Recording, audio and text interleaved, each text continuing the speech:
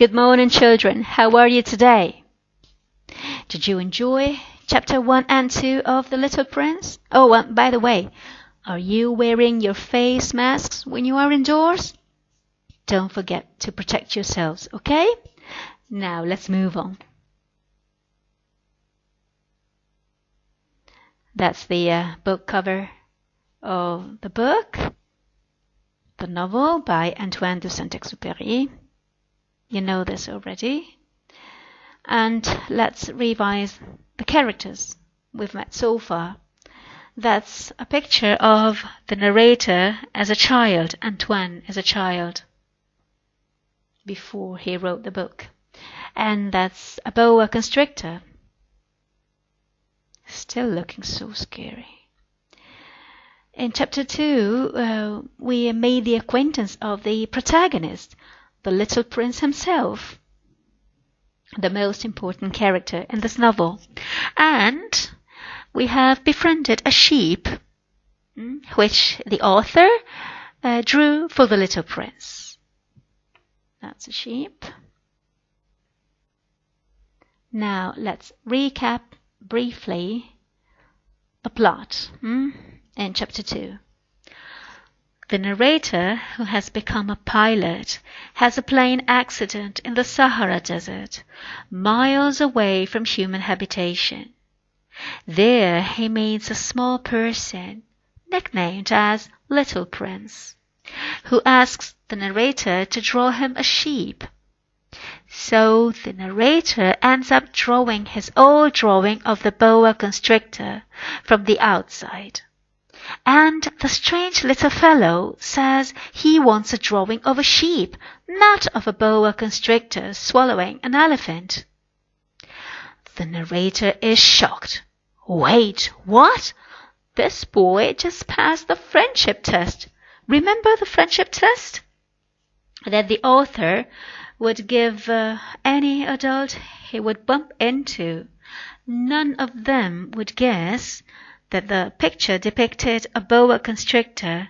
They thought it was a hat, because grown-ups have lost their imagination. But the little prince, who's very smart, has guessed immediately. The narrator then draws 3 sheep, all of which the little guy rejects. Too thin, too old, too sickly, and so on. So the narrator finally draws him a box and tells the boy that the sheep is inside it. Surprisingly, the kid thinks this is perfect. So that's what's happened so far. Chapter 3. It took me a long time to learn where he came from. The little prince, who asked me so many questions, never seemed to hear the ones I asked him. It was from words dropped by chance that, little by little, everything was revealed to me. The first time he saw my airplane, for instance, I should not draw my airplane. That would be much too complicated for me. Remember, the author was discouraged from drawing. The little prince asked me, "What is that object?" "That is not an object. It flies." "It is an airplane." "It is my airplane." Oh, and by the look of it, wow, it's lovely, huh? Before it crashed, of course. And I was proud to have him learn that I could fly. He cried out then, "What? You dropped from the sky?" "Yes," I answered modestly. "Oh, that is funny." So the little prince here thinks that the author himself has dropped from the sky, from another planet. He doesn't know that the author has crashed in the desert. That's the 2 of them in the sand. And the little prince broke into a lovely peal of laughter, which irritated me very much. I like my misfortunes to be taken seriously. Yeah, like all grown-ups. The author doesn't like it when he's not taken seriously. He lacks a bit of self-humor. Then he added, "So you too come from the sky. Which is your planet?"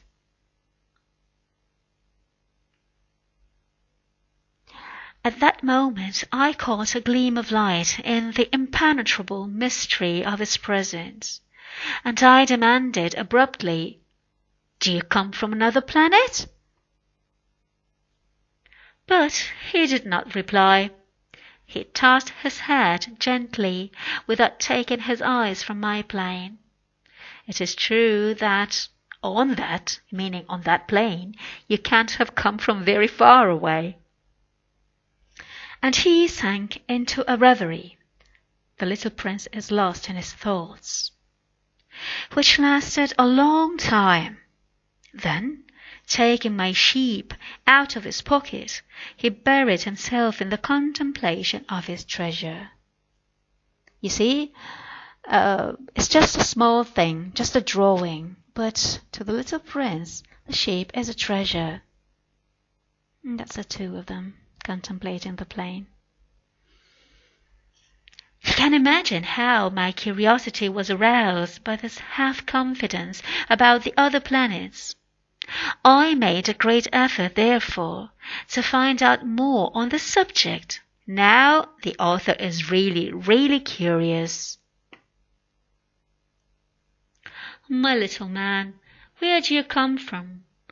What is this where I live of which you speak?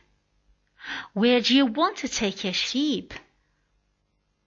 Oh, look, kids, I have surfed the internet and I've browsed a lot. I found this lovely picture of the little prince's planet. It's very small, but it's lovely. I like this watercolor.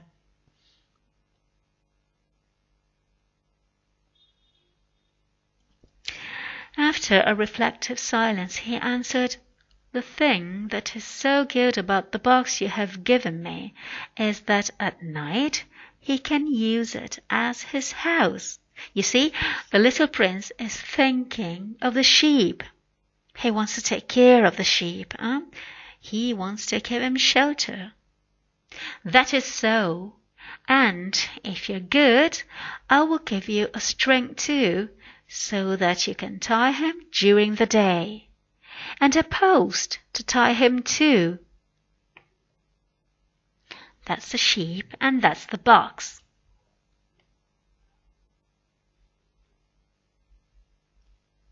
But the little prince seemed shocked by this offer. Tie him? What a queer idea! But if you don't tie him, I said, he will wander off somewhere and get lost. My friend broke into another peal of laughter. But where do you think he would go? Anywhere, straight ahead of him. Then the little prince said, earnestly, meaning seriously, "That doesn't matter. Where I live, everything is so small." And, with perhaps a hint of sadness, he added, "Straight ahead of him, nobody can go very far." Now, this last sentence sounds like a bit of a riddle, doesn't it? What does it mean? What do you think it means? I think there's a hidden truth, but I'll leave it to you to find out, okay? That's the little prince, the sheep. Okay, so on to phonics now, on sounds. One of the phonograms, pictures of sounds that we have met today is TH. TH makes two sounds. One is voiced, the, and the other one is unvoiced, th. TH says a voiced the, as in the, that, then, other, another, without this therefore. TH also says an unvoiced th sound, as in think, thing, everything. And that's a girl thinking. Remember, most of you are already familiar with silent final E. TH says its voiced sound, the, because of the E. Now, compare words such as bath. There's an unvoiced sound in this word. It's a noun, bath. And compare it to bathe, the verb. Bathe says the voiced sound. Why? Why does bath says the unvoiced sound, and why does bathe say the voiced sound? Because of silent final E. So remember, silent final E requires a voiced TH sound. Okay? Now, let's move on to phonogram number 2. That's EAR. EAR makes 3 sounds. Ear, air. EAR says as in learn, and earnestly, which means in truth, seriously. EAR also says ear, as in hear. EAR says air, as in bear, pair, and wear. There's an exception, which is not in the chapter, but it's a very common word. It's heart. In the word heart, EAR says ah. Why? Have you guessed? Yeah, that's right. Yeah, because it comes from a very, very old version of a noun in Middle English. A long time ago, people in England used to say heart. And at that time, the sound R was also spelled EA. But never mind, that's not important. That's a dog. It says, I can't hear you. Of course, that's not mobile. Remember, bossy R changes the sound of the preceding vowels. I've mentioned that before. Actually, I said that last time. Wherever you find bossy R, remember, the vowel sound that comes before changes, okay? Last time, we learned that EA makes 3 sounds. But these are not the sounds that we've learned today. Because of bossy R. Now, the last phonogram for today is AW. AW makes 1 sound.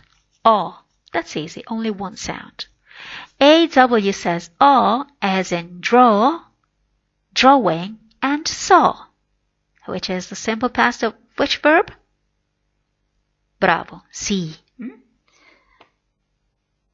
And that's somebody drawing a horse. That's a drawing. Okay, that's it for today. Have a nice time.